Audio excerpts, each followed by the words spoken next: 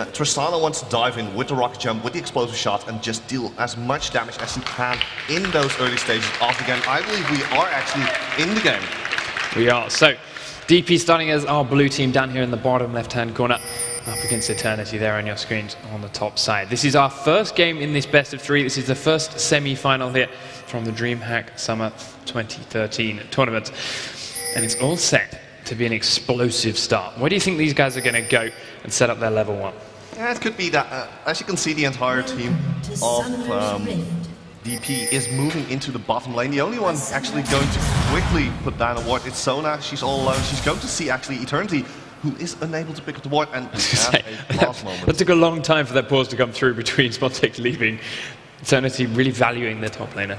Oh, Spontex, we don't need Spontex. Just leave him. You can stay out of the game. They can just call him Miss and say, well, we don't need those Spontex. We can just crush on. We'll hopefully get that fixed and sorted, and he'll get back in shortly. These are, of course, the same PCs we've been using all weekend, so I'm sure it's nothing haven't seen before. But we can have a quick look down here at the level 1s at the moment. We've seen the initial ward coming down, Sona was placing it in that banana bush towards the top side of the middle lane, keeping an eye on the entrance, as she did spot Pantsu, Nonu, and Agent making their way in there, so it was a good find for them. And unfortunately for Eternity, they couldn't actually kill that ward off, so that's still there, and it's still providing vision, and perhaps warded off some of their early aggression. I'm pretty sure Vander is on the way to try and put down a pink ward.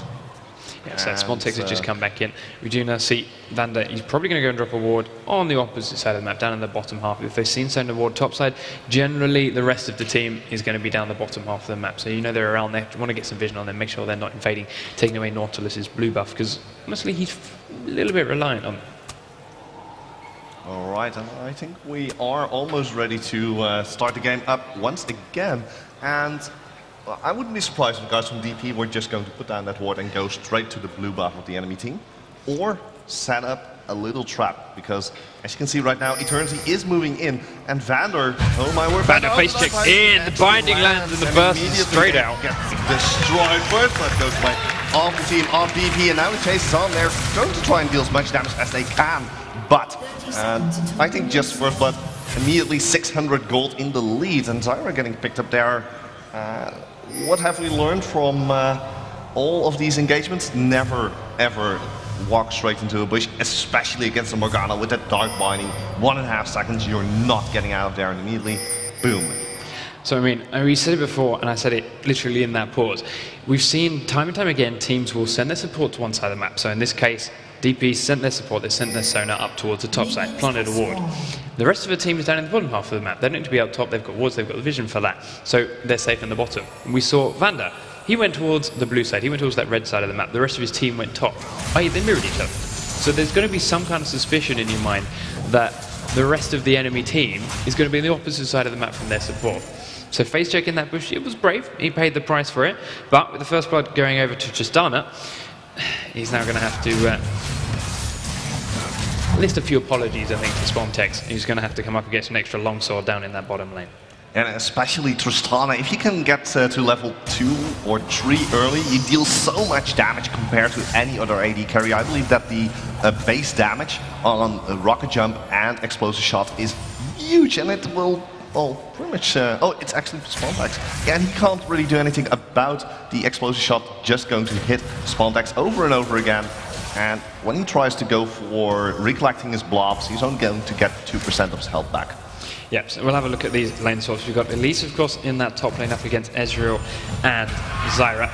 And then down in the bottom lane, Sona, Ezreal up against Spontex's Zac. As far as the solo laners go, Zac's got a lot of regen, a lot of sustain. Zyra the same one, Elise the same when she hits into that spider form, but the range that Zyra has, Elise has, sorry, I'm terrible at this. Elise should allow her to CS a little bit better, get that advantage up.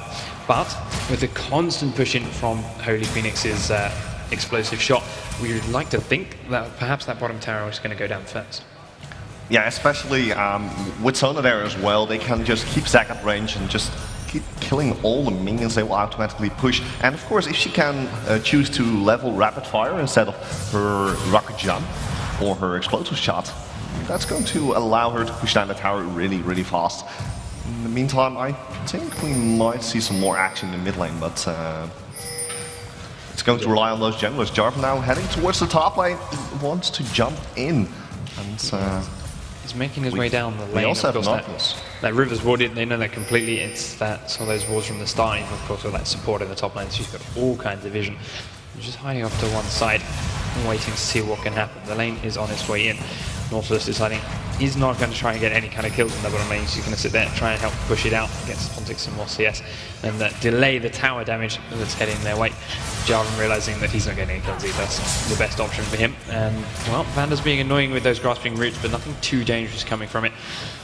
And in that mid lane, Naru versus Pantsu. I don't imagine we're going to see too many 1v1 kills done there. With Morgana's Black Shield, charms are not going to happen, and of course the Ahri ultimate means she's going to avoid Morgana's ult easily. That should never land a stun on her. So something goes in there 1v1.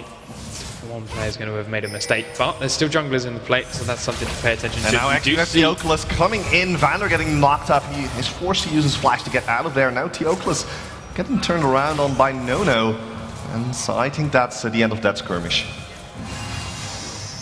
Still taking a little bit more poke. Nothing too dangerous. No does get knocked up in the top lane. Nope. Nice snare. Does force Oakless to stay away from him. Not too serious. Just a little bit more damage, a little bit more poke. Means Nono's going to have to keep those auto attacks going, get that life steal back up. Another knock-up goes in onto Nono. The Oakless game very aggressive, landed every single one, but Fabulous is going very, very low. Has to rappel up to save his life. Exhausted down, he does get out in the way. And only survive it. Both very low members of DP do escape.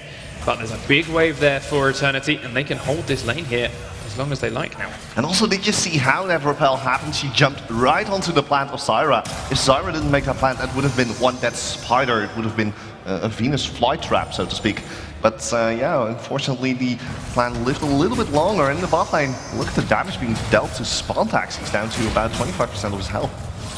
Yeah, Spontax taking quite a bit of damage because he's got that generic regen from every time he uses his ability, picking up a block, getting some percentage health back. You also have to look at the CS here. I mentioned Elisa's got the range, she's got the spider lane, she's got some good auto attacks, but she's down in CS if you compare her directly to Spontax by 12. That's a big difference as far as these solo laners go because of how little they're getting, so every little helps. Spontax is going very, very low, the damage is ticking through him, but even if he was to be dropped, he's still got his passive. And he doesn't have to use it. He's just going to recall, heal up, and buy himself some more items. There's a also interesting to note here is that the top tower for Fabulous is not even damaged, whereas the bottom tower is taking quite a few hits every time Phoenix and Todd come into range. Well, I can't really see the damage on the tower currently, but it's down already to half hit points. It's not really what you want in a 2 versus 1 lane, because you really want to be pushing down the tower at about 6 minutes 30 seconds, and then Dredge line landing onto Todd, giving him a little loft tap from the tower. And, well, the lanes continue. Yeah, we will see. And of course, I'm interested to see what DP decide to do should they kill this turret anytime soon. Obviously, if they kill it first, it's then on to them. Do they want to keep the lane swap going? Do they want to keep these two in the bottom lane? Or will they put them top? I'd like to think they're going to put them top because that at least is going to need to catch up some farm. So you need to put her back into the 1v1, give her a bit of an easier chance for it. But as I say that, she is getting a nice fat wave that's coming back in her direction, just closing that gap down a little with the help of Spontax's base. So we'll see how things unfold for her. She's still, of course, got that ignite, so should Jarvan come up there anytime soon? Yeah, Jarvan's actually at the blue buff, currently stealing it away from Ahri, and that's going to hurt her more than she'd like. Zyra now moving to put down a ward, at least at the same time, and we have Morgana now taking the blue buff from Ahri, and as a response, Nautilus immediately heading towards the opposing blue buff together with Zyra, but it hasn't spawned yet. It spawns at about 8 minutes into the game. If I can see, oh, in fact, Oakley's managed to take the blue buff off of Morgana, so trying to steal it away, didn't pass it across properly anyway, so Naru didn't get that advantage. Pantsu hasn't lost out on there yet, and there is the blue buff spawned. Yeah, and immediately we see Morgana moving towards that Elise as well, and this might be the major fight over at the blue buff of DP. Fabulous getting locked up immediately. There's the Dredge line. He gets hit by the staggering blow, but there's the ultimate, and oh, what a rappel, beautiful rappel there. As Ahri comes in with Spirit Wedge, Naru forced a flash out of there, and a beautiful kill there onto Elise. And Naru now going to try and land the Dark Binding onto Nono, does so, but the blue buff goes the way of Nautilus. And in the bot lane, the tower did go down. DP coming out of this way better than the team of Eternity Gaming. Still caught up. He's not out of the woods yet. He gets snared up. The teleport's coming down though from Morgana. It's enough to scare Eternity away. Nicely done. It was a beautiful dodge of that Ezreal ultimate with the repel, keeping Elise alive a little bit longer. But unfortunately for him, Pantu showed up very quickly, leveled that and corrected it with that Orb of Deception straight across towards the blue.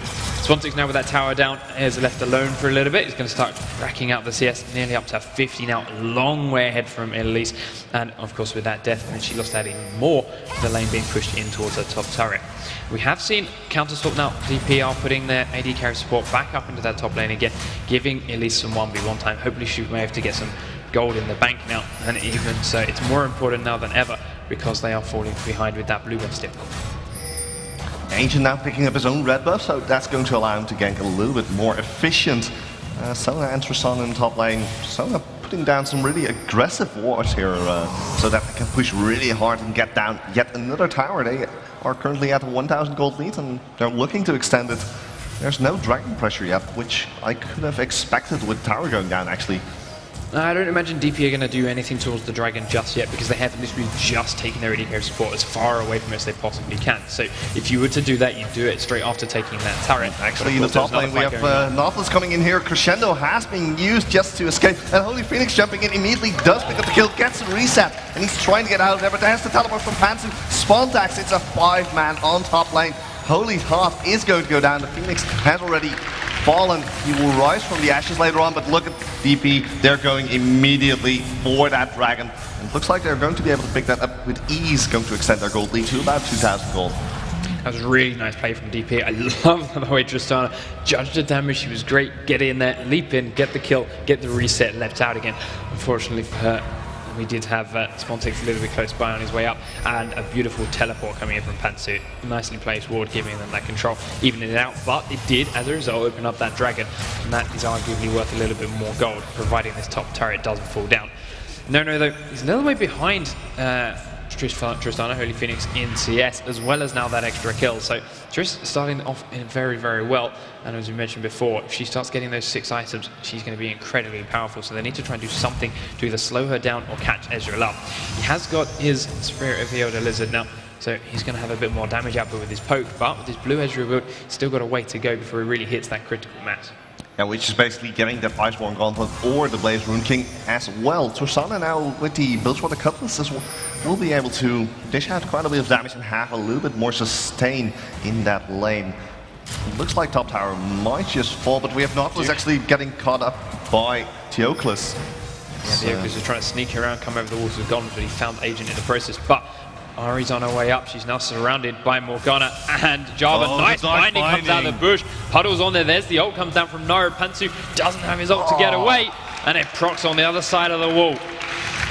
Wow, that Soul Shackles did so much damage, and he was not able to get out of reach there. And now it looks like they might just go for that tower dive here. Jarvan and Morgana in the vicinity.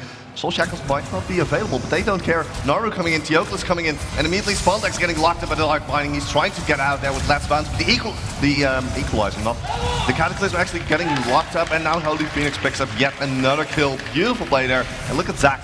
He is trying to get back in one piece, but it's not happening. He gets picked up as well. 2 kills, probably in tower as well. That's really well played there by the guys from Dark Passage. Trying to figure out why Eternity stayed there. They knew they were around. They just saw them kill Ari. They'd seen them all in wards. And they had a lot of crowd control. Yes, it's Nautilus. He had his ultimate. It's Zac. He had his ultimate. But there was still a lot of health on all those DP players. A lot of CC of their own.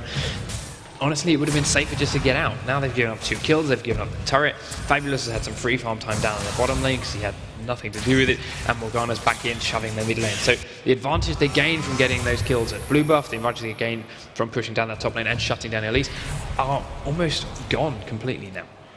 And not even gone, it's completely turned around by the guys from Dark Passage, currently a 4,000 gold lead. And also note, during that last fight, Jarvan was already sporting the Belt of Giants, and he was able to tank even more damage. So yeah, you're completely right. It's quite interesting why they stayed, but maybe they overestimated damage potential in that part of the top lane. It's an interesting item build from Jarvan too. It's not often you'll see him start straight in with Giant's Belt, or more for the point, not often you see Jarvans go for the Wriggles these days. So, sorry, the Madreds, it's not Wriggles yet. And it probably won't be on this patch. 3.8, however, possible. But yeah, normally see him going for that Spirit of the Ancient Golem but instead. maybe he just wants to try and jungle a little bit faster. The Madras has a chance to actually be a faster item than the Spirit of the Lizard Elder, and also is a lot cheaper. I believe it's like 1100 gold less. Yeah, but say value for money. We'll see if it benefits from later. Of course, if they also wanted to go for early Drakes or Barons, that's a thought, but they didn't. So I'm not entirely sure what his. It could be that he's trying to get more tanky at this point, because they know that they're up against team composition with Nautilus, with Zac. They're going to try and lock up the team long enough so that they can burst him down. But if he has the health, if he can survive long enough, that's not going to happen. So DP making a push on towards this mid lane to get turned away quickly once Nautilus arrives, and of course the wave clear from Ari is pretty powerful in its own right, so she shouldn't have too much of an issue. No, locking up that bottom lane, freezing it up towards his second tier 2 turret, which means Elise has got to be very, very careful, but she does have some good wall coverage in the bottom side of that jungle, and Jarvan to help her out, so we'll have to keep an eye on Nono, make sure he's in no trouble. But Pantsu does get bound up under the tower.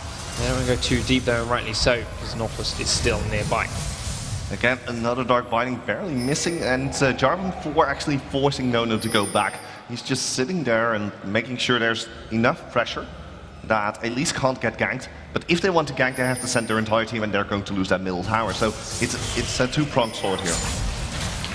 Oakley's in fact going straight in his bottom lane onto Vander. The Stranglethorns comes out and he's trapped in his own Cataclysm. Ezreal comes down, but unfortunately the tower damage is enough, and the mid lane Spontex is leaping in with that just bounce on towards Holy Phoenix, but a great responding binding from Naru. Locks him up, keeps him safe, but the creep wave is down. Fabulous is now dived on by 3 people. TP. Fabulous is dropped. Eternity though, committing 3 to that, may just lose their mid turret for it, but they're lucky with the creep waves. Nautilus and Zac still here, and if we do get Aura responding quick enough, they might be fine. It was another good use of that teleport from Pantsu. Can he get back in time to save this turret? Spontex and Agent getting aggressive enough to keep Tristana away. It does look like they've stun it, and it is safe. Yeah, it's still there with about 4 in health, but here's the depth charge onto Holy Phoenix. He's trying to get out of there, should be able to do so. The team of Eternity Gaming isn't going to chase that one down. They know, well, we might run into a Jarvan. We don't want that to happen, especially with Phoenix there. With his damage, he has finished his Blade Rune King, having another dagger. So is he going to go for the Zeal? Maybe. Honestly, it's interesting to see why he's gone for the dagger, because he's got that bonus attack speed on his Q. He's of course got Blade the Ruined King, so there's enough in there already. I'd like to see him go for straight in Infinity Edge at this point, but he's got something in his mind. The mobility is going to be nice. There's a lot of characters, a lot of people he's going to want to escape from on this Eternity lineup, but providing he lands a good rocket jump, that's the escape he needs. So it may have just been a misclick. It may just be saving it for later. Or he may have got could just be a little bit of additional damage. Instead of getting a long sword, he got a dagger. Doesn't have to rely on rapid fire every single time, because it's still 15 mana or something per cast, and he's an 80 carry, so he doesn't have that much mana. And, at this point, we have Dark Passage going for Dragon. Dragon getting picked up by Theoclus. He's going to Dragon Strike out of there. Yeah, he got that completely for free thanks to the timing they hit. Ooh, that hook almost landing on Phoenix. Pantsu goes in anyway, he doesn't care that the hook missed. Spontex does add a great fling onto Holy Thoth, and a great ultimate from Holy Phoenix pushes Pantsu back out and away as he comes in deep with that charge of his ultimate. But ultimately, after that exchange, no deaths. So good disengages from both teams. Yeah, but Dark Passage already had what they wanted. They got Dragon, and they were like, okay, we can fight here at the risk of losing a few kills, or we can extend our lead by just going back and saying, okay, we have our victory. And they're actually going for this tower right now. Holy Phoenix does get locked up. The Black Shield is going to save him from a little bit of damage. But oh my word, here's Theoclus. The Stranglethorn's going out as well. The rocket jump from Holy Phoenix. He gets exhausted. He's taking a little bit too much damage. Vander goes down. Holy Phoenix from the side trying to get onto Nono. And he's trying to get out of there, but Nono might pick it up. But here's the barrier. Beautiful Blade Rune King activation, but Nono picks up the kill.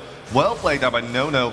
Nice try by Phoenix, trying to get out of there, but, well, the only ones who have survived is Naru, Theoclus, and Fabulous, of course, with a fabulous escape. Way too aggressive from Tristana. She leaped onto the Stranglethorns that Vander put down after he got caught, and as a result was knocked up as soon as she landed, exposed to the leap from Spontex, exposed to auto-dex from Nonu and Pantsu, taken down very, very low, had to immediately try and run away again, leapt out on the far side after Zyra died with the reset. But ultimately, by that point, it was too late. He realized if he kept going towards the mid lane, Pantsu would have caught him, had to go back and try and duel up Nono, used his Blade of the Ruined King for that little bit of life vamp. but wasn't enough. Nono finished him off. 2-0-2 on Ezreal. Blood, VF Sword complete in there. He's got a fair bit of gold and now another 1400. Oh my word, saved. look at Tristana, by the way. She picked up the static shift, and this basically explains why does she want to pick up the dagger. She wants to start pushing really hard. Static shift is one of those items. I believe at 100 charges you get a little bit of lightning flying about, and combined with the explosive shot, that's going to be quite a bit of pushing potential.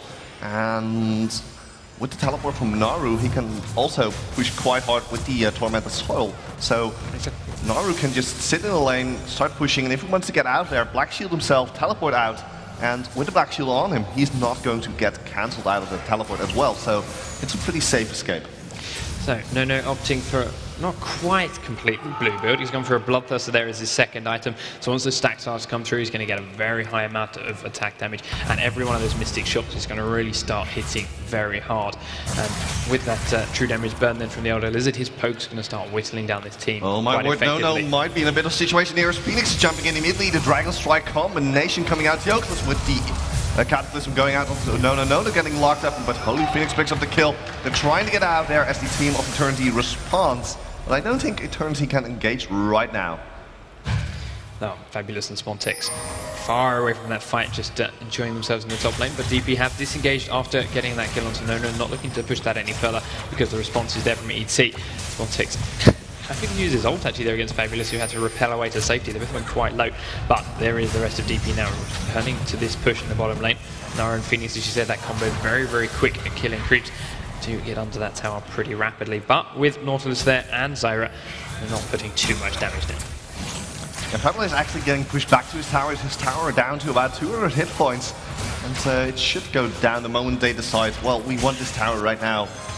Nono can just walk up to it and hit it once, goes down. Same goes for Spontex if he gets in range to actually auto-attack it. But the guys from Dark Passage still pushing down that bottom turret down to half hit points. And look at Holy Phoenix just hitting the rapid fire button, hitting it like 3-4 times, and then immediately backing off. They know, well, we'll just whittle them down one step at a time. That's all we need to do right now. Yeah, and in the process, of course, they're keeping Eternity there. They're keeping them busy, not giving them any options, not giving them opportunities to go and do something else, keeping that map control. And you can see that from the wards they've placed. If you look at the bottom side of the map, there's a lot of blue wards in that jungle, pinks included. Zyra does suspect something, drops a plant in the bush, then finds two members of DP. And she learned. Yes, she did learn after that first blood face check. Realizing to check that, but as you say, there's that line of blue wards all the way across that map, giving DP all the jungle vision they could possibly want, and giving them complete free roam of the Eternity side of the map. And Eternity really needs to step up their ward coverage in that jungle just to make sure that guys from DP cannot just sit in the bush and wait. We saw it happen in other games as well, yesterday at the LCS, just waiting for that little engage, and then boom, the entire team jumps on you and you die. That's all it comes down to. Now, ET back to farming, trying to get themselves up as strong as possible. Spontex going to take that red buff? Yes, he is. Okay, so we can take that and see where he ends up. I mean, he was just up there dueling Fabulous 1v1, and in the time while the fight was going on bottom, he did take him very low, forced him to repel to safety, and almost got the kill. Maybe with that red buff, he thinks he can do it. Maybe they'll just keep it for an imminent team fight because Drake should be up again shortly. But Eternity haven't contested for the first two. First one because they simply didn't know it was happening and they'd lost everyone in the top dive in the first place. And second one because they didn't have the timing. Fabulous is caught out. That Baron repels over though to safety and actually cancels the ultimate from Nautilus in the process. But Spontex isn't finished. He's chasing. He flashes onto him. He gets the Let's Bounce in the Ignite. And Fabulous dropped before he realized he was being chased. He hit the recall button, didn't think much of it. Suddenly you see Spontex coming over, flashes on him, then the Let's Bounce. Suddenly Fabulous realizes. Suddenly Zach is showing his Fabulous side to Fabulous. And yeah, it's interesting to see that happened, that Fabulous actually decided to recall there. But again, this opens it up for Dragon Dark Passage picking up the what is it, the third dragon of the game It's the already? third dragon of the game, and it's the third dragon for them too. And that is why they are 5,000 gold ahead. The Oakley's going in for Vander, can't quite land that knock-up and will not use his ultimate just yet. Holy Do Thoughts. see the Holy Thoughts getting thought out by that dredge line coming in from Agent. The knock-up goes on to Holy Phoenix, but a great Sono crescendo hits 3 people. Zyra, unfortunately not going to hit anyone. Noss is going to drop down. Nono though is trying to do as much damage as he can. Holy Phoenix looping around onto Vander's going to take down that Oracles. Pantsu gets caught up in the binding and locked up. Nono gets away, but the stun lands anyway. The Ignite's ticking down. Does pick up 1 kill onto Sono before he's finished off, but it's a triple kill for Tristana. Spontex, the only man standing, is nowhere to try and defend a push, but a push isn't coming. Baron attempt is. And Spontex might actually be cancelled on the recall. So Vision so just about off and the now map. they're going to get that dragon with ease. And look at Holy Phoenix. This is the Caitlyn spot. And that's about Tristana. At level 13, you match Caitlyn in range. At level 13, you're ahead of Caitlyn in range. By level 12, Tristana is ahead of Caitlyn in range. 13 and now 14, of course, even further up as she levels her attack range with level. So, let's have a look. Spontex, what's he building? Give us a rundown of his items. And the first one, of course, Sunfire Cape is going to allow him to keep on pushing. It's giving him quite a bit of health as well as the armor. And of course, some magic damage. He's going to jump right into the middle of the enemy team, so it makes total sense. He's going for that standard magic penetration build because his W, his I'm lost here. What is W called again, Panky? Takes W. It's unstable. Unstable matter. There we go. And basically, it deals percentage-based damage, so picking up the magic penetration, that's going to allow him to do even more. And now he's taking massive damage from Holy Phoenix. 1 crit after another, down to about 25% hit points. And look at the damage. Holy Phoenix, oh, but here's the turnaround. Holy Thought getting locked up at the dredge line. Immediately the counter engage from the guys from Eternity Gaming. Spontex jumping right in with the last bounce. And now Pantsu with the Spirit Rush, forced back though by Holy Phoenix and the Buster Shot. Yeah, but the return's coming in from DP. They're collapsing in from the river. There's the Cataclysm goes out. Binding doesn't hit anyone. The Oakley's is locked up, but no, it's very low and exposed. Tristana leaps in, picks him up for 1 kill. She's going to have the reset. She can keep chasing. She does pick up Agent. Stun goes down onto Vandanoob. Another kill. Morgana actually coming through. Tristana leaping through further onto the tier 3 inhibitor turret. Will not chase the remaining 2 members of Eternity. And a great turnaround from DP, going in hard and taking down the Eternity base. That entire fight, it looked like the guys from Eternity were finally going to turn it around, with Spontex jumping in just at the right moment when Nautilus landed that entire crowd control chain. But right immediately after Dark Passage, they were ahead and they showed it. Okay, we lose someone, we don't mind, we'll just go in and we'll kill you all. So first inhibitor of the game does fall at 25 minutes in favor of DP. Give them a 10,000 gold lead in the process. We'll see what Eternity have up their sleeve to deal with it. They have picked up another Oracles and Vander, so he did just lose 1 there to that death, but he's not willing to give up that map control just yet. DP aren't finished with their push here either. Of course, they've got that Baron buff from before, and now they're pushing onto this tier 2 turret in the top lane. Eternity here to try and deal with it, but they're catching a lot of poke and a lot of crowd control coming out of the DP lineup. If they keep taking much more of that, this turret will fall in 2 more waves. And they can't really do anything about it. They can't poke back because the Baron buff is going to give them all that regeneration. Their health is just going to, well, skill up once again. And now this tower is gone, just like you said. Yep. Less than a minute even. Opting to give it up after 1 more wave. It's going to be really hard for the guys. Easier to defend this tier 3 turret, so they're willing to give that one up and defend from this position. He said, no, actually gets caught in the binding. There's a stun coming down from Fabulous as well. He's going to go in deep. Crescendo does hit so many members of Eternity. No pops his barrier, repel away to safety from Fabulous, but ET are very, very low. Spontex popped down into his passive. They can't get at all the globules, but they are going very low. 1 left up. Can he smite it? Doesn't need to. Cataclysm onto Nautilus for 1 more kill. Holy Phoenix chasing down. He's hungry for blood. Vandernoob's trying to be the target. There we go. Get caught in a stun, and the Oakley's picked up the kill. Nonu's healed up and come back out. Gonna E back towards the fountain. Holy Phoenix is still looking for him. Nice E away from that home guarding Ari. Spell shield comes up, stops the charm going in. Oakley's trying to ward them away. But the tower is still standing. Has fallen down now with Fabulous and Holy Thoth. No members of DP falling in that engagement, but the second inhibitor is down for Eternity. You can play it safe here, back away, heal up, shop, come back, finish the game in a moment, DP. That's the better option, and that's what they're going for. So Nonu and Pantsu left to defend the remains of the Eternity base, but ultimately, as a team, they're going to just have to start looking at what did we do wrong, what can we do better next game, because DP are going to have to seriously screw up to lose this game. But this is exactly how DP has been playing the entire game. They have been going by the numbers. They picked up a dragon and they lost champion. Okay, that's 300 gold for 1,000 gold. They want those global objectives, and they have been pressuring them all game long. And now that they have the disadvantage, they are just making sure that they aren't giving it away. Just like I said, one mistake can cost you the game. We saw it yesterday with the Baron attempts, and they completely turned the game upside its head. But that doesn't mean that the guys from Eternity are totally lost. They have one really small chance, but most likely the guys from DP, they're going to try and push down this bottom tower, and it's going to be the first game going towards them.